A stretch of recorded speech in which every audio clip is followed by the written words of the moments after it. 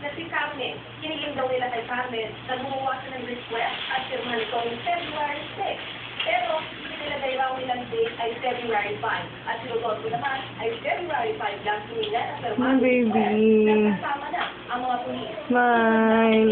At pinaniligan naman ang kalihim na siyang araw ang humingi ng security para kay Luzada. Ito ay matapos ko usapin kay Luzada para humingi ng tulong. Pero wala mo siyang alam kaugnay sa mga sulat na pinirmahan ni Carmen.